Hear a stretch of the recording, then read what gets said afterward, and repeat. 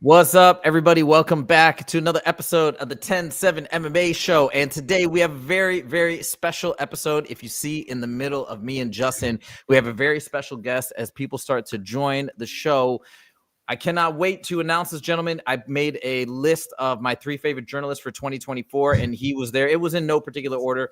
Oscar Willis, the one and only from the Mac Life, is here joining us today. And before we get into it, I'm going to do a little intro on Oscar's bio. I'm sure everybody who watches MMA and mixed martial arts, who's a big fan of combat sports in general, you know who he is. But Oscar Stevens Willis crossed over to this is his bare knuckle FC bio. Crossed over to bare knuckle fighting. We're going to talk about his bare knuckle career and his MMA fight as well. After a single professional MMA fight in 2022. Very interesting. We'll talk about who cornered him as well. That's also a fun fact. What's interesting about his journey to BKFC is that he is the content manager for Mac Life, Conor McGregor's MMA news outlet with a massive social media presence and a huge following. Willis has been looking to challenge other MMA journalists to scraps to see who is the baddest one in the game today. I imagine that's got to be tough to get other journalists to fight you. And yeah, there we go. So we have Oscar Willis, not only a journalist, but he trains the sport, and not only trains, I train Muay Thai, but I'm too scared to fight, not Oscar. So without further ado, Oscar, welcome to the show. Thank you very much for having me. Yeah, I do train. I try and avoid this wrestling class that they do at Extreme Couture. It gets very sweaty and uncomfortable up there, and I'm kind of tired of 15-year-olds kicking the shit out of me. But it must be something to do with the coaching they've got up there. I'm not sure. But yeah, man, it's great to be on the show, and thanks very much for having me. No, thank you so much. So we got our kind of baby show, our baby YouTube channel, but we love it so much. We just passed 548 subscribers. That's not 548K. That's just 548, period. But we are happy. We are thrilled. Celine says, what's up? Tehran says, what's up, boys? And the legendary Oscar, legendary indeed. So I just want to show you guys a quick clip. If you guys did not know that Oscar has had both an MMA fight and arguably a lot scarier. I mean, I would do an MMA fight before a bare knuckle fight. He also did a bare knuckle fight and won both fights. But if you look at this, I just queued up the fight. I hope we don't get any copyright strike for this, but just wanted to show a quick clip. It would be me copyright striking you, and I'll let you off. So, okay, thank you. Okay, if you guys notice, look who's cornering Oscar right there. Check this out. The same way that in round one moment changed everything. Same thing in round 2. When you drop him right there, that changes. Yeah, we saw 2 takedowns. Yeah. Look at that. Justin Gaethje in the corner. Yeah, so I missed that the first time. But this is kind of before I knew Justin. So obviously I had no idea. But I remember seeing that fight and, yeah, being in awe. Sorry, what were you saying? I remember a lot about that, but I remember the first time I got back to the corner, he rocked me really bad in the end of the first round. I remember Justin was talking to me, and I remember looking straight into Justin's eyes, being like, man, I cannot hear one fucking word this guy is saying to me right now. And I was like, if I just nod along, it looks like I'm really keyed in, but my mind was everywhere. But I remember being like, man, nothing is going in. That's crazy. Now, I'd love to know, because I think it's so admirable, and this is one of the reasons why I imagine a lot of people are fans of yours. Was this, because I think about it, Justin talks to me about, I would never take a full MMA fight. I would take a kickboxing fight because I only train Muay Thai. I've been training for about 5 years, getting close to 5.5. But did you do this to become a better MMA journalist or a better combat sports journalist, or was this just a pure quest to see if you had it in you? I always was interested in taking a fight. I think if you watch the sport as religiously as we do, and if you train it, eventually your mind starts going towards that. Well, what would I do if it was under competition setting and stuff? But then when I worked as a media member, there was an element of, you got to put your money where your mouth is at least some point, you know. And I really, as I've sort of done that, I'm not trying to call anyone out here, but I do think sometimes the tone that media people can take towards some of the fighters is like, you know, without these guys, you wouldn't have a job. And I think maybe we could stop like just trashing people and almost getting a kick out of it. So in the other way, I wanted to sort of show my respect to the game that is giving me a living and guys who are letting me cover them. So I kind of wanted to do it for that, but it was always something I was interested in doing. And then I think once I was sort of in the industry, if you want to call it that, then I felt almost obligated to do it. I wanted to do it at least once, just to be like, say to myself, I'm not the same as some of these guys who are just shitting on people for the sake of it. At least I can say, well, I would try it if I could, you know? So tremendous. I wish more journalists would do that. I don't begrudge journalists for not getting in and actually having a fight, because it's scary and it's terrifying. And so to you, you get extra additional props. But I do wish and hope that at least the majority of journalists would get out there and at least train because it's so much fun. And if you love the sport, it's incredible. Plus, you get the added benefit of learning some self-defense. Oscar, are there other journalists that you're aware of that do actually train or that may take a fight? I know there was one gentleman, I'm blanking on his name right now, that has fought multiple times. But yeah, are you aware of many other journalists that are trying to do the same thing? So Dan Tom fought a couple of times. He trains at Extreme Couture. He actually took the Train Outer program with me, and he was in my corner that night too, funny enough. Casey Layden, who is the camera guy for MMA Fighting, he took a fight. He trained for years and years. He's really good. I know Luke Thomas. He's a big jiu-jitsu guy. And then if I'm honest, after that, you're starting to fall away. So, I've named 3 or 4 people there, and then already you're starting to see less and less. I'm sure guys do mitt work and pad work and stuff, but in terms of full sparring, Sean, full send MMA guy, Shawnee Mack had boxing fights as well. But other than that, no, I mean, it's a small percentage of guys who do it. And I would say, honestly, especially with this last fight with the bare knuckle thing, I would advise guys, if you don't have to fight, but you should try a weight cut. Like, I would really recommend trying a 10-pound weight cut, because even that alone, it's very hard to shit on someone who misses weight by a pound after you've gone through a really crappy weight cut. You really sort of go, well, you can tell if they've tried, right? And if they've tried, I don't really like shitting on those guys. It sucks. So I would recommend a lot of people, you can easily do a weight cut in a week. Give it a go. I would recommend that a lot. So you can see how much valuable insight you've obviously gained from going through this process. So again, very commendable, but it shows in your journalism, and it also shows at press conferences. I've been noticing that lately you're often one of the first people to ask questions, and you ask really good questions. Do you feel that you've noticed a tremendous increase in your game and your aptitude for the sport because of the amount of training and fighting you've done? I definitely, I wouldn't want to say that like, oh, now I know ball or whatever, like, oh, because I've go to kickboxing class, I can suddenly tell a UFC veteran how he should fight or anything. But I will ignore, and it's a bit cheesy to say, but it definitely gave me more of an appreciation for what these guys go through. Like, I went through one camp, was banged up in every way. Like, it's the little things you don't even realize. Like, when I was training for that MMA fight I had, I was in Arizona covering the UFC, and a spider bit my arm, and my arm swelled up twice the size, and I couldn't use it for 2 weeks. Like, these are the things you don't even imagine what's going on in someone's life, and they still have to get in there and fight another trained killer who might not have had that go on. I think that gives you a level of appreciation that it sort of makes you appreciate the humanity and the day-to-day life that people are living while trying to get to a high level professional fight.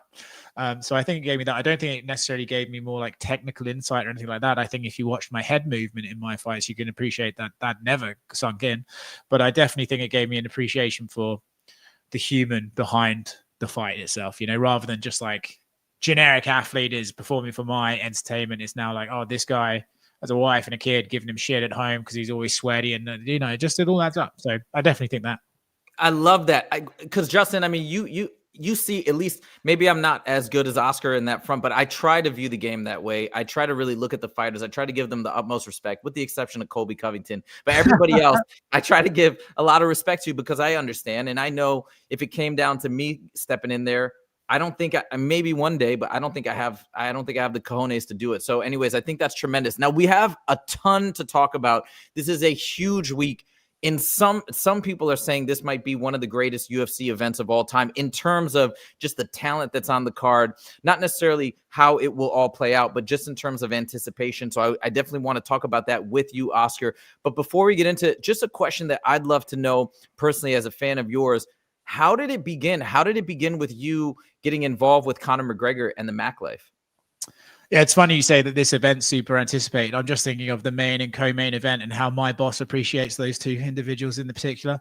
I got involved like really randomly. I was at university studying journalism with the goal of getting into MMA journalism. This was back when like Ariel Helwani was at MMA Fighting, and it just seemed like the sport was getting bigger and bigger, and Conor just was about to fight Nate, I think. And Anyway, so I saw this website pop up called The Mac Life, and I saw Conor was all over it. And I don't know why. I just emailed in and said, what's Conor got to do with this? And they said he owns it. And then I just kind of threw it out there. I went, well, hey, if you need a writer, let me know. And I think I was just kind of top of the pile, and I made it work for me. And I got the opportunity, and I knew that the sky was the limit. you know, in terms of the guy who was behind it and the way the sport was trending. So I figured if I worked hard enough, they would never really have a reason to replace me. And then I worked hard enough, became decent enough at my job, and then it became like a solid position. And now, in fact, they've actually made me a bit of a partner in the company as well. So it took a long time, took a lot of work, but it worked out. But it was basically right place, right time. But once given an opportunity, making sure I made the most of it, I would say. That's tremendous. Obviously, who else better to be connected with and partnered with in this game than Conor McGregor? I'm not going to ask you any questions about his return because I'm sure that might be annoying, and I don't want you to have to give up any inside information. But we will say, MGAL4 Productions, one of our people that comes on, says Oscar effed up Ben Davis. Sorry, I try not to curse on the show. Justin goes full throttle all the time. Somebody said, what, no dolphin? I'm not sure I get the reference. Is that a reference for you, Oscar? I don't know. I would know, unless you're saying my nose is a bit porpoisey, maybe, but other than that. And lastly, we got Tarad, who's always giving us the inside scoop. Me and Oscar were talking about this earlier, but he said Justin Gaethje pretty much confirmed he's fighting Dan Hooker. We're going to talk about that later. And of course, that's Oscar's boy, by the way. Dan Hooker. That's Oscar's boy. Pub Talk. I know. Come on, dog. You know I watch everything. You know more than I do. Okay. We got to get into this because, so this is topic one. Oscar Willis joins the show, but moving on to topic two, before we get into UFC 311, we have to talk about this. And Justin, I'm going to turn it over to you first because this is your teammate. And I watched the fight. I thought it was a great fight, actually. And I was very impressed by Kopylov's striking, beautiful striking. His combos were so quick. I love how he always started a lot of them with a beautiful calf kick and then just ripped to the body into the face with multiple punches. But you explained to me very eloquently why this stoppage was such an issue. Not to take credit away from Kopylov, but Justin, can you give your take on the stoppage with 1 second left, this TKO that is now on Chris Curtis's record, and why it's such a travesty? Getting finished in fights fucking sucks, man, and especially with 1 second left. You know, I thought Chris was losing the fight regardless, but I've seen worse decisions in MMA, man. Give the guy a chance. Mark's a great ref. I just think it was the wrong place, wrong time kind of situation. Chris was on his way up. I don't really understand why he stopped, especially with short time left. Now he follows up and delivers some extra blows. I can see the stoppage there, but Chris was on his way up. He was being intelligent. I saw Chris this morning at the gym. I saw him like 30 minutes ago. He doesn't want to talk about it. I asked him how he feels. He just gave me a head nod and just kept walking. He didn't really acknowledge. We've had him on the show before. He's a very great guy. He's a humble guy. But to see his frustration with the stoppage, I mean, like I said, when you talk about undefeated fighters taking that first loss, like that the O is so important, and not being finished is very, very important as well. It's like when I fought Gavin Tucker, one of the big things leading up to the fight is, out of my 20 professional fights, I had never been finished, and Gavin had never been finished either. Once that's taken away, you almost become human again, and unfortunately Chris Curtis is going to have a TKO loss on his record for the rest of his life. Oscar, I'd love to hear your thoughts on it. What did you think of the stoppage? Yeah, I mean, I was there. I was actually at the Apex, so I got to watch it. And I thought that someone said to me afterwards, because I thought it was a crazy stoppage. I didn't get it at all either, because it wasn't even like he was flat on his back. He sort of landed on his ass and looked like he was getting up. So I was really kind of surprised. And someone explained to me, look, a referee is not meant to take any attention of the time left, right? They're meant to pay attention. Fair enough. Still a shitty stoppage, though. He was still on the way up. And while I would agree with you, Justin, it was 1-1 for me, but that kick would have stole Kopylov the round anyway, and he would have taken the decision most likely. But Sal D'Amato was one of the judges, and I've seen that guy give wacky fucking decisions all the time. I would at least, if I was the fighter, I would want the opportunity to at least, you never know, win a bad decision. You never know, get a bad decision, and unlucky Kopylov, but I'm taking it, right? And as you said, I think getting finished sucks. Getting finished when you weren't really finished and there was 1 second left, I could imagine he's a guy who takes it hard at the best of times anyway. But yeah, it's a tricky one. And I think also as well, I think that like Askren versus Robbie Lawler, right? Questionable stoppage, but you can sort of see the logic in it if you're looking at it after the fact. This one, I don't really get it. I think those are the hard ones to get, where it's just like, well, what was he doing? Why did he step in? So rough one for Chris. I felt bad. Yeah, I think the Askren versus Robbie Lawler, I did understand that maybe there was a miscommunication, or he thought that I remember the arm went limp, right? Yeah. In the bulldog choke. But I think this was definitely a much worse stoppage, if anything. I gotta ask as an aside before we move on to the next topic. And obviously our heart goes out to Chris Curtis. He was on the show, as Justin mentioned. We love him. He's such a nice guy, such a gracious to give up his time to come here. But as an aside, Oscar, you mentioned you were at that Apex event. I imagine you get to go to those a lot, given your work and being a journalist. I've always wanted to go to one of those events. What are they like? They've sort of changed, to be honest. When they first started, right, COVID was there. And so some of the fights you were getting were really big names. Like Anderson Silva retired in there. Daniel Cormier retired in there. Holloway fought Yair Rodriguez. TJ versus Sandhagen was in there. Like some really quality fights. Justin James fought there, I heard too. I think he went balls to the wall in there, brother. But so at the beginning, it was a novelty, right? So it was quite compelling, like to watch these high level, like big names fight with no crowd and stuff. That was really kind of fascinating and to like exciting to be a part of. Now, with all due respect, I think the quality of some of these main events has gone down. Some of the rank, like, you know, they're not top 5 in the world anymore. We're talking top 10, top 15. Fair enough. The UFC's got a schedule to keep. Yeah. But that takes a bit away from it. And then also now there's not no one in there. Now there's like 500 people in there.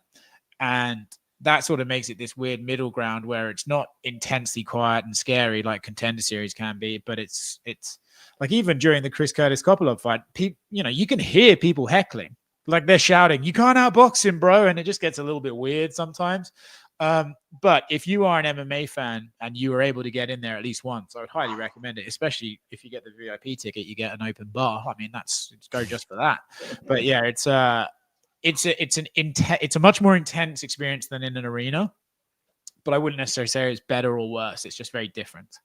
Got it. Yeah, just something I've always been curious about. I did quit drinking almost 2 years ago, but I'll rock out those club sodas.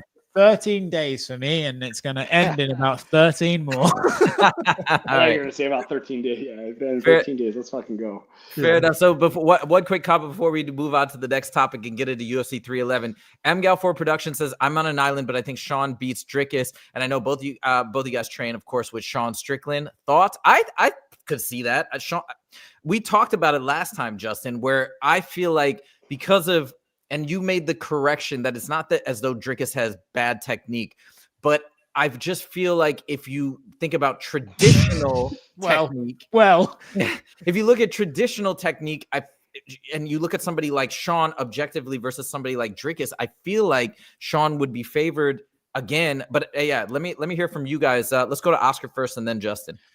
I think he has bad technique. I think it's okay if we say that. You know, I don't think Dricus is a wild dude. It's so funny, man. I like Dricus. Every fight's entertaining, but sometimes you do watch him and you're like, this is the champion. Like this is the best of our sport, is a guy who looks like he can't tell left from right. It's like crazy. As far as that fight, the first fight was a toss up. I would say, and I respect to Sean entirely, but I'd say maybe Dricus could mix up his game plan more than Sean could. You know, I think Dricus started wrestling from round 3 on. If he maybe came out and did that earlier, you could see a difference. But I think that's a bit of a coin toss fight, just because I think Chris Curtis even said it this week. Stylistically, they're both pretty unorthodox. And I think who's going to out sort of muddle the other one? You know what I mean? I think those guys could fight 10 out of 10 times. And I would say it's probably going to be close every time in either direction, you know? If I remember correctly, I think Chris Curtis said in the presser, it's a short bus like fight or something like that. I don't know. Yes. 2 coked up chimpanzees in a phone box. Yeah. Again, I'm just quoting Chris Curtis, but yeah, Justin, what are your thoughts? Yeah, I'm going to go back to it. When we talk about his technique, we talk about traditional technique, traditional standards, like it looks like he has horrible technique. But you know what else is horrible? Betting against him and losing all my fucking money every time, because he always looks gassed. He always looks like he's like, you know, throwing weird angles. But the thing is, we say it's bad technique, but it's constantly winning fights. It's constantly beating the best of the best. So yes, bad technique for sure, but it's winning technique, man. And, you know, he's just so unorthodox, and you just don't know what angle his strikes are going to come from. But then you look at Sean Strickland on the other hand, the former champ. Dude, it's hard to beat somebody that is as good as Sean once, let alone twice. Sean is going to come in with a game plan. Him and Eric Nixick. I mean, Sean was at the gym this morning. He's going to be there tonight when I go back. This guy he's training. He's getting better every day. And I know Eric Nixick's going to put an incredible game plan together. And as long as Sean sticks to the game plan, he should win this fight. Okay, let's go. There's so many good UFC events on the horizon. Let's go on finally to UFC 311. We're going to start with the main event. And again, I know Connor's not going to love to hear this. Connor's not going to love to hear this, but if Islam walks away victorious this Saturday, he's going to have the most title defenses. Correct me if I'm wrong, Oscar, but I think I'm right. He's going to have the most title defenses in the lightweight division of all time. Isn't that crazy? So anyway, a lot of anticipation. Oscar, let me turn it over to you in terms of what you think about this matchup and how you see it going. It's an interesting one, right, that you say that statistic, because obviously everyone makes the Islam-Khabib comparison, and Islam seems to be on his way to maybe creating a more deeper career than Khabib, but you would say Islam's the more beatable out of the two, right? What Khabib did was just relentless like takedowns. Islam almost gives the opponent we saw Khabib Dustin, right? And Dustin gave Islam a much tougher fight because Islam's more prepared to mix it up and stand on the feet and entertain fans, to be honest with you, or just get involved in a big slugger match as opposed to Khabib. So it's interesting, but he is really crafting out. When he first got the title, I felt like Islam would never be mentioned apart from Khabib. It would be like Khabib and then Islam came. But I feel like Islam really is working his way towards creating his own legacy and actually won't just be forever in Khabib's shadow. So congratulations to him. In terms of the fight itself, it's an interesting one. I do understand why people are compelled to see the rematch. I think Arman deserves the rematch completely. But I do think people are giving Arman a lot of credit for, he came in on short notice and really gave Islam a hard fight. But I think people are underestimating the fact that Islam kind of had to switch it up late notice too. Mm-hmm. And I think while both of them have evolved, I would say Islam has, that old saying, when you get the title, you become 30% better overnight because you just carry yourself. I feel like Islam carries himself in a much more, I am a champion, I'm pound for pound sort of way than Arman perhaps does. And I think, you can't underestimate Arman's growth in his skills.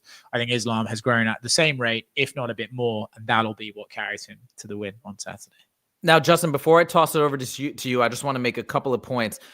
I believe it has been said that in the Islam versus Tsarukyan fight number 1, I think either he was either sick. Islam was either sick or he had an injury. And also, I believe he was sick in the Dustin Poirier fight. Islam has not said that, but I think other people have come out and said that, and that this is going to be a substantially different performance. I'm just throwing it out there. I don't know the veracity of these statements per se, but that has been said. So I just want to say that. The second thing that I think is the big differentiator between Islam and Tsarukyan, as amazingly talented as Tsarukyan is and the things that he's done recently, is the team behind Islam. And Justin, you talk about this at Extreme Couture. You have an amazing team. You have an amazing head coach. I think the strength of Islam's team, Javier Mendez, Khabib Nurmagomedov, etc., is going to be the difference. But Justin, what are your thoughts? Yeah, I mean, Oscar hit the nail on the head. It's who has gotten better since their first match. And it's going to be close. Both guys have clearly gotten better. They show it day in and day out in their fights. I feel that lightweight Islam has slowed down a little bit going into the later rounds. I thought he did against Dustin Poirier. I thought he was going against the Volk the first time. So can Tsarukyan really wear on him and gas him out in that third, fourth, fifth round and start implementing his game plan? At the end of the day, I think the fight's going to come down to who's improved more and who's in better shape. Fair enough. Are you leaning one way? I got to go for the pound for pound champion, man. I can't go against him. He hasn't disappointed me yet. Islam Makhachev by finish in the 4th round. Oh, very specific. Okay. Yeah. I feel like I got to go that way. I don't know, Oscar, if you want us to put you on the spot on that question or if you want to abstain, but I'm leaning towards Islam. I heard a stat today. If you combine Khabib, Islam, Umar Nurmagomedov and Usman Nurmagomedov's record, it's 91 and 1 loss.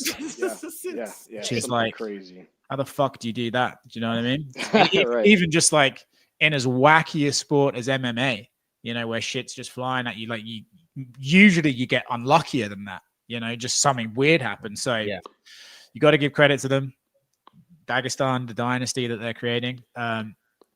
I do agree with Justin. I think Islam does slow down, but I think Arman probably does too. You know, it's really, I think it's going to be a fantastic fight. I think the two of them are going to really push each other and the pace will be there.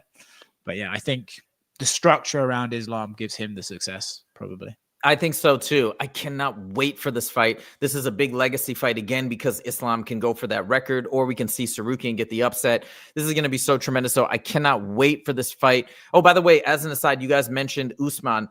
Javier Mendez said in a recent interview, I think it's on Submission Radio, he said that Usman is the most talented, not the best, but the most talented striker he's ever worked with. So just as an aside, I wanted to point that out. Okay, now we get to arguably an even more exciting fight just because of the drama that's been brewing. And I know you guys, or I know, Justin, you've trained with Merab. I assume, Oscar, you have too at Extreme Couture.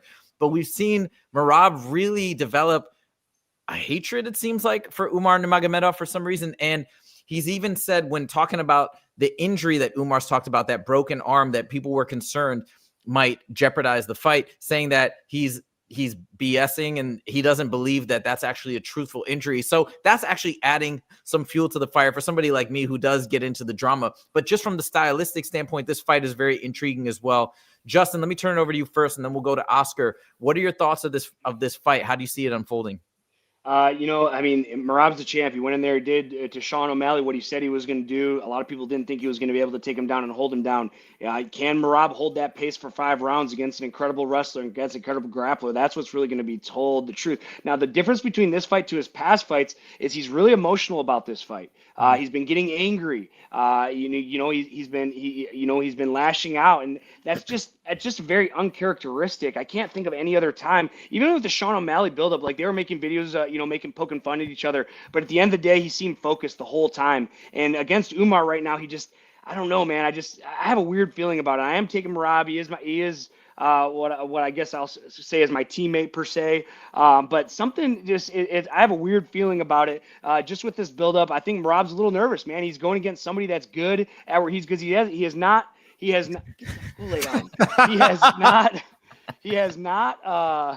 not faced anybody. Is that Mackenzie Dern's dog? Yeah, shit. Yeah, Mackenzie's in the back. But he hasn't faced anybody like Umar before. Go lay down. That can really try to match his pace and match his style. So I think it's an interesting matchup. Like I said, with him getting overly emotional and upset during some of the pressers and during some of the trash talks really concerns me. But I can't go against the champ. Yeah, and I'll just throw out, before Oscar, I throw it back over to you, I rewatched the Corey Sandhagen fight against Umar. God, I just think Umar's striking is on another level in addition to everything else, every other aspect of his game. So, but Oscar, let me turn it over to you, and then I'll give my thoughts at the end. It's a weird one, right? Because I like Merab too, but as Justin said, like it's alarming how emotional he gets. Like the press conference he did with Umar, like fucking Umar wasn't saying anything. And even Umar, in fact, what I actually think made it worse for Merab is like Umar would say calmly, well, tell me what I said that has upset you so much. And Merab couldn't really give him an answer. I think it's just like his existence seems to just affect him. And Umar did say in an interview, which I thought was interesting, that Merab knew he had a way to victory against O'Malley. Like, let's be fair. And he knew against PDN there was a way to victory there. I think Merab can beat Umar, but I wonder if maybe Merab finds seeing that route to victory a little bit harder, and it's the first time he's really felt that way. Yeah. So there's definitely some nerves there, to the point of I think it should affect people's decision on how they view the fight. In terms of the fight itself, Merab's weapon is his cardio, but actually, if you go back and look at like his fights, he couldn't really get Aldo down. He shot 100 takedowns on PDN, but never really held him down. He just kept shooting, and that was his weapon. O'Malley, he had more success. But if you look at the wrestling of Umar, like, I think Merab won't just be able to spam his way to win on this one. I think he's going to have to really aggressively chase a finish. I don't think he'll be able to hold Umar down. I think it's going to be, the scrambles are going to be electric for the first few rounds at least. And there's an argument, right? If Merab goes in there on edge and then finds success early on, maybe that settles him. He feels like, oh, I am fighting a human. And then suddenly he just gets into it and almost fights with more confidence than he would have. Or it could go the other way. Does he go in there, shoot a takedown, get stuffed right off the bat, and then start freaking out? And just, it's an interesting one. And much more than the main event, this is one of the fights you look at and be like, there's a lot of mental aspects at play here. So that's interesting too. I think if Merab starts freaking out at the press conference on Thursday again, I think that would be like a bit of cause for concern at that point. You'd sort of be a bit like, Jesus, dude, what's going on? When you bring up those past fights, that makes me feel even more strongly that I do think Umar's going to get it done. Of course, it could go either way, and this is MMA, and that's why we love this sport. But I do feel as though when you look at the technical advantages that Umar has, plus this bizarre mental issue in terms of Merab seeming to have a lot of anger, I'm leaning towards Umar personally. Of course, you guys are much more expert on this front, but that's what I'm feeling. I will say one last thing. According to Javier Mendez, I don't know if this is 100% true, but I believe it probably is. Imagine if Umar and Islam both win, they will. I believe it will be the first time in the history of the UFC that you have cousins holding simultaneous belts in the UFC, which is also another potential historic. I mean, it's crazy. This event is completely insane. If people aren't aware, or maybe people are new to the sport, it's completely wild. Just a quick thing. We do have a comment from M Gal4 Productions for Oscar. He said, Oscar, when's the next pub talk with Dan? A lot of those are recorded and never get to be published, to be honest with you. There's quite a few in the back end that never saw the light of day. Obviously the Gaethje hooker thing, I may have heard about that, a while ago. So I'll probably, listen, there's a strong chance he'll be here in March. We'll leave it at that. So you'll probably get one. Oh, I don't know, maybe pay-per-view fight week, potentially, maybe, who knows? But yeah, I think there's a good chance, All right, there you go, M Gal4 Productions. Okay, we got to keep it rolling. We're already at 2. We have so much more to discuss. Now, we just talked about the main and the co-main, 2 electric fights, but now we go deeper into the card, and we have Justin's boy, Jamahal Hill, fighting Jiri Prochazka. Now, I just want to start off before we get into what you guys think of the breakdown. I made a video last week about Jiri Prochazka and what a legend he is. He was on the Michael Bisping podcast, and the way he views fighting just blows me away. He doesn't view it. He doesn't care about the money. He doesn't care about the legacy. He looks at it, and I might be slightly misquoting or misstating what the core of it to him, but he looks at it almost as a spiritual journey of self-discovery where he is in his purest form, and that is his impetus to go and fight and to show himself in his purest form. And he believes that's what draws people to the sport like me, which I kind of agree with, that we get to see fighters in their purest naked self, just going out there and putting it all on the line. And I listened to something like this, and as much as I love Jamahal and the fact that he's from Detroit and Michigan, like me and Justin, I want to root for him. I don't think I can ever root against Jiri Prochazka ever again after hearing that amazing interview. But let me start it off with that. Oscar, let me turn it over to you in terms of your thoughts on this fight and this matchup. Man, this is like a sneaky fight, right? The 2 main and co-main are they're taking up the attention, rightfully so. But then you look at this one, you go, like, this has fun written all over it.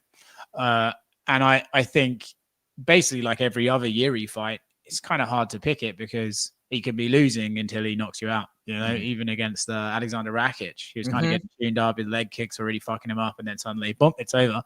And I think if you look at stylistic, God bless him. Jiri always goes away and is like, I'm going to refine my technique, and then comes out and starts headbutting their hand and shit. It's not like he ever goes away and really learns like a good shell here or anything. So I think Jamahal will probably have the advantage in terms of just style versus style. But is Jiri going to do something wacky and just get the knockout? You can't rule him out, So I'm excited. I expect fireworks. I don't really think it goes over 2.5. I think it's going to be great either way it goes. And someone's getting knocked out, I feel. Yeah. It's going to be so fun. Justin, let me turn it over to you. Talk about your boy, Sweet Dreams. Man, Sweet Dreams, Detroit legend. The concern I have with this fight with Jamahal Hill is where is his head at? I have not heard him talk about Jiri at all. All I hear him talk about is the stoppage against Potan. That's all I hear. And I'm honestly, I like Jamahal. He's a friend of mine, but I'm kind of sick of hearing about it. I'm kind of sick of just talking about it. Like I'm kind of sick of people talking about it. I'm sick of journalists talking. I'm sick of talking about it. We talk about it every show. You're fighting Jiri Prochazka. We got a stud guy you're fighting of, and you're still worried about the referee separating you guys. And like this is the thing. When you're a champion of an organization, when you're a champion of a weight class, when you're a champion in a sport, like Brett Favre said, hey, I threw an interception. I went back out and I started slinging them again. He's not talking about the interception he threw 3 possessions ago. He's talking about the next drive. And that's what Jamahal Hill needs to be focused on. He needs to be focused on the task in front of him. We talked about John Jones, his last fight against Stipe, and we talked about how he was just kind of putting Tom Aspinall to the side leading up to the fight. And I think that's what Jamahal Hill needed to do. He needed to start putting all this Alex stuff to the side, and he's just focused on Jiri right now. Because if his head's not in the right spot, he's going to be looking up at the lights, knocked out by Jiri Prohaspich. However you pronounce his damn name. Prohaspich, whatever. Just Jiri. Just call him Jiri. Yeah, we didn't even put the last name in the subtitle here. We just left it as Jiri. Everybody knows Jiri. He's a legend. He's a samurai. What a G. And of course, we love Jamahal Hill too. Again, all I'll say is this is an exciting, amazingly exciting fight. And as Oscar put it, we're going to see fireworks. So cannot wait. I mean, can you believe it? So now that's 3 just banger fights. And then we go to the 4th fight. Well, there's more than this, obviously. I'm not going to talk about every fight. This will be the last one. But we got Peyton Talbot coming back, who's a straight legend. We got an incredible event. But let's talk about this one. And then we're going to go to our final topic of Gaethje versus Hooker. But Dariush versus Moicano. You guys, if you haven't watched a lot of Beneil Dariush interviews, check him out because he's just a very affable guy. You're gonna like him. If you don't know about him, he's amazing. It's hard to root against him, but God, man, Moicano is hilarious. He talks about such interesting things about finance, about Bitcoin, about economics. And then he goes in there and has these tremendous performances, especially as of late. I think he's on a 4-fight win streak. Or maybe it's even more, but he's just been on a tear. And he's got this mentality and mindset where he says, no, it's not that I may lose or I won't. He's like, I cannot lose. I can't. I just can't. I have to win. And he's got this momentum and seems to have upgraded his game plan and his overall strategy. Even that's what Beneil Dariush even said about Moicano. So we're coming into an electric fight. I know, Justin, you talked about this fight last week on Friday, but let's hear your final thoughts and final pick for how you think this is going to go down. Beneil, one of the nicest guys I've ever met, man. Like I said, when I fought in California a couple years ago, came up to me before my fight, wished me luck and everything. We saw each other at the PI pretty often when I was in the UFC. Loved the guy. I'm a huge fan. He beat Jakar Klaus, man, in an incredible fashion. It was a great fight leading up to that point. If you guys haven't seen Jakar Klaus versus Beneil, it's an incredible fight. But right now, I think this is one of those situations that we talk about, the passing of the torch. Beneil's old, man. I don't see him getting back into title contention. I still think he can win fights, but can he win fights at the top level? I just don't think he can do it anymore. This is the money man's time, and I think he's going to come there. He's going to finish Beneil in the first within 3 rounds. Wow. All right. There we go. Oscar, let me throw it over to you. Thoughts on this fight? I believe there is obviously a passing of the torch moment. I just don't know if these two are at it yet because Beneil lost to Charles, man, Charles is Charles, that's there's no shame in that. And I think Moicano has had a couple of matchups where, the Jalen fight, he lost that fight until Jalen fucked it, until Jalen walks away from the thing. So I think while Moicano is improving, I believe if you look at the run he's on, great run, no question about it. The step up to Beneil is a significant one. And I think Moicano's shown he's kind of willing to engage in get in your guard and hold you down and keep you there and land shots when he can. I don't think you can do that against Beneil that easy, even now. So I think Justin's right. There is a passing of the torch moment. If there was one more fight than this fight, I would absolutely agree. I think maybe this is the last sort of, I hate to say this because he's a nice guy, but maybe this is Beneil's last show, and then we sort of see the passing of the torch. That's where I'm at. But I wouldn't surprise me to see him kind of pull it out. I think I'm just leaning towards Beneil at this moment. Speaking of the passing of the torch, this is something that I wanted to touch on, and we're about to talk about Gaethje versus Hooker. We got Dariush versus Moicano. Islam is taking on Tsarukyan. What do you guys see? And Oscar, I'm going to turn it over to you first. The lightweight division is in a very strange place. We have a lot of contenders. It looks like Dustin Poirier. It might take one more fight, but he's no longer probably in title contention given his last loss to Islam. And even if Arman won, I believe him and Dustin are teammates. I don't think they're going to fight each other. Where do you guys, and Oscar, where do you see this division going in 2025? And also, we have to add on the fact that Islam is talking about moving up to welterweight, maybe challenging the win, if assuming, what's Justin, your favorite fighter? Bilal. If Bilal loses, Justin's favorite fighter, Bilal. Is that anybody's favorite fighter in the whole world? So if Bilal loses, Islam is thinking about going up and challenging for the welterweight title. So it's in a very interesting spot. What do you see unfolding, Oscar, for 2025?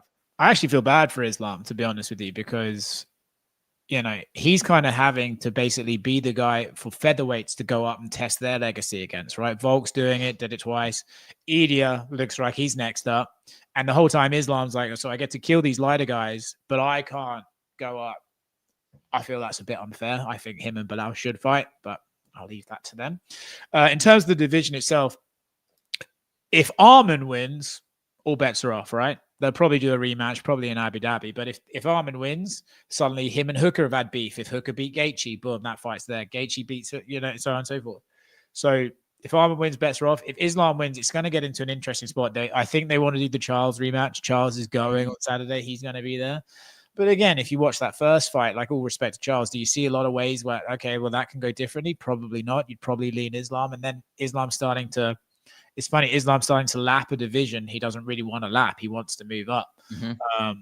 So it's an interesting spot. The fights are always going to be entertaining. But I think what will happen, they've tried with that division a couple of times to be like, right, we need to mix it up. Let's put young guy against veteran and see what happens. Fiziev lost to Gaethje. Benoit Saint-Denis lost to Dustin. Like, they've tried to do the turnover. It's just not worked yet. So it's in an interesting spot. I bet they'll try and do it again a few more times. Justin, do you have a prediction or a thought of how you see the division ending? Lightweight division, arguably the most exciting division in the UFC. Who do you think ends this year on top? It just depends if Islam wants to remain the champ, or if he's going to go to 70 and test his legacy, or maybe he wants to become the 2-belt champ. Unlike Oscar's boss per se. Like, I want to see some defense. I want to see him go up to welterweight. I want to see him defend it. And how awesome would it be if he goes to welterweight, wins the championship, goes back to lightweight, defends, goes up to welterweight, bounces back around like a bouncy ball, and just is a defending machine. That would be a true legacy test right there, and I would love to see that happen for Islam Makhachev. Do you know why I just started laughing? Then you just mentioned my boss. He's just started following Frontier Airlines on Instagram. Oh no, he did not. No, he did not. Just started following them right now. What a legend! What a freaking legend! DMing them, being like, "Yes!" That is. I can't even comment. This is insane. Okay, that's just too much. That is fucking awesome.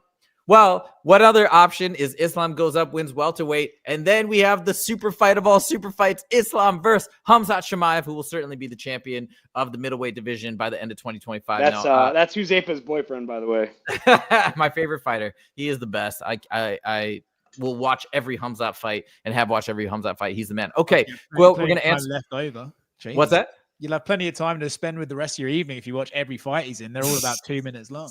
Yeah, true, right. Exactly. All right, just a quick comment from Western. He does say, I got Beneil. Very interesting. And I mean, Beneil, of course, could win this fight. And then we say, Miguel 4 Production says Moicano will beat up Benoit Saint-Denis badly. Right. That is very true. And last one, Miguel 4 Productions, Bilal decision beats speed, time limits, beats, Bilal decision beats speed, time limits beats precision. Yeah. Okay. Okay, there we go. All right, moving on to the last fight that we're going to talk about that Oscar told me before we began the show. This was news to me.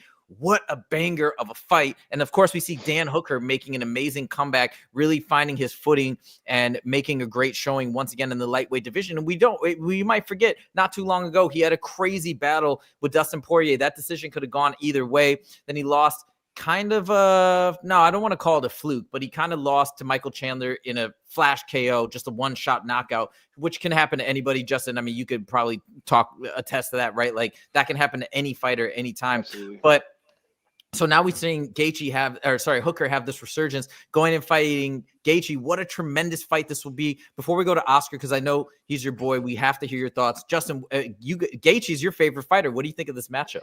Dude, the highlight, how can you not like Justin Gaethje on the mic, off the mic, in the cage, out of the cage? The guy is just a phenomenal person in general, not to mention just a phenomenal fan favorite fighter. But is he going to be the same fighter he was after suffering that brutal knockout at 300? Dan Hooker, man, we got a guy that has an opportunity in front of him, and this is his moment to seize that opportunity and become one of the best in the world and put himself into title contention. We talk about the passing of the torch. Is Justin Gaethje, I mean, he takes so much damage in his fights. He just was brutally knocked out at UFC 300. He hasn't fought since. Hopefully he hasn't sparred a single day since. Dan Hooker, incredible striker. He's dynamic. He's fast. I mean, he has kicks coming from all angles, punches come from all angles. Does he have the one-shot knockout power to knock out Justin Gaethje, especially after that brutal knockout that Max put on him at 300? Time will tell. I'm taking Dan Hooker in this fight. I think Dan Hooker is going to be a slight underdog in this fight. I think it's going to be a banger. Justin, you know he's not going to go in there and wrestle. You know he's not going to implement his wrestling in the game plan. He's going to cut he's going to try and put a highlight on, as he always does. And I think Dan Hooker's just going to be ready for it. I think his game plan is going to be a little too predictable, and Dan's going to win this fight. I think I'm going the same way. If you look at Dan Hooker's kickboxing as well. Now, I do think Justin Gaethje is doing everything right in terms of taking a lot of time off, and he's got a tremendous coach in Trevor Whitman. So I imagine they're doing anything and everything to recoup his brain and make sure he's ready to go when the fight comes. But a very interesting matchup. Oscar, what are your thoughts? You know, momentum is a massive thing in this sport, and momentum. Oh, sorry to cut you off, Oscar. So, like, I have a guy that we're having on the show. We're gonna have him on Friday. He says momentum is not a real thing in sports, and he can prove it from statistics. Anyways, go right ahead. Oh, well, you're lucky I teed. There you go. You're welcome for the tee up. That's why I did it. It's the only reason. I feel momentum is huge in football, in MMA. Like when you're winning in momentum, you know, don't confuse it with confidence, because they are parallel beings side by side. But I do think it's such an important thing when you're winning and you have that momentum going. You know you're doing things right, and you have that confidence continue. I agree with everything about momentum. I got another guy who's a professional sports bettor that says it's not a real thing. Looking forward to the show on Friday to have him on and explain why. I'd be curious to hear it, because I'm the same with you. You know, it's like guys talk about the flow state. I'm in there and I get in the flow state. I feel like if you have momentum, you're kind of just living in the flow state for a while. You know, just everything's clicking to you. You feel like a natural. It's just fucking like you're just waltzing around. Like it's just everything's clicking. Now, when that momentum stops, that usually is a brutal stop, right? But for the time being, it feels to me, right, that Gaethje just got knocked out, bad, as you said, highlight. Dan's doing everything right. People will look at the Islam loss and the China loss and stuff. People don't realize his training for that was punching a bag in his garage, because the New Zealand police kept arresting them for going to the fucking gym during COVID. That's just a fact. He was not training. So after the Gamrot fight, he even said to me, it's like, isn't it crazy if you train, you actually can beat good guys? I was like, it's good. So I think the momentum's, it's almost like set up on a plate for Dan right now. You know, Gaethje just got knocked out. The chin is going to have some questions around it. Dan's looking better than he ever has. Big knees and all the rest of it. Just feels like it's set up there for Dan. But it's an absolute pick and fight, really. And I actually think this is going to be one of the fights, not too dissimilar to Poirier and Dan, that when you get to rounds 4 and 5, you're probably watching dudes taking years off each other's life. You know, I think it's really going to be one. Someone asked earlier, when the next pub talk is. It ain't after the fight, because he's going to hospital whether he wins or loses. Do you know what I mean? And so is Justin. So this is going to be one of those fights that I hope, whatever happens, fans can appreciate the level of sacrifice these men are putting out there for you guys. You know, I think it's a banger fight. It's actually a scary fight, to be honest. The two of them are fucking absolute psychos. But I mean, pencil it in for fight of the year already if you want. Absolutely. I 100% agree. And this is also an instance, we talk about this, or I talk about this a lot. What makes a fighter somebody that people gravitate towards, somebody that fans love? And these guys are shining examples of that. They're authentic. That's pretty much it. Gaethje is himself. Hooker is himself. Hooker's hilarious, right? He's also got a great sense of humor, but they are themselves through and through. They never try and put on an act or some sort of a facade. And that's why people love them. On top of that, they fight through and through. They put it all out there, and they have just really, really fun fighting styles as well. So we can't wait for this. One other thing, somebody keeps saying, I think, where is it? Western keeps saying, stop drinking Dan's beer. I don't know, what is he referencing? Just in pub talk, you drink Dan's beer sometime? Yeah, if he's cutting weight, someone's got to drink it. It's not going to fucking waste, is it? There it is. Okay, got it. Yeah, I don't remember that from the pub talk episodes. But okay, well, there we go. And let's see. Dustin, Dan, and Justin, real savages. All right, that pretty much sums it up for today's show. Oscar, thank you so much, man. This was such a blast. I had a blast. Justin, I'm sure, had a blast as well. But this was really, really fun, especially leading up to such a big UFC event. So, guys, let us know what you think in the comments if you enjoyed our discussions and conversations, and let us know what else you want to hear. And we're going to get those memberships going live this week with the betting levels, where Justin and his boy Aaron are going to share their betting picks every week if you do want to bet on the fights. But that's it. Thank you guys so much for joining. Oh, last thing, we're at 548 subs and we're growing. So make sure to join along if you want to see more of us. Click that subscribe button. We got a content pretty much dropping every day now between the shows and the extra videos. That's it. We will see you in the next episode. Take it easy. Appreciate you. Peace.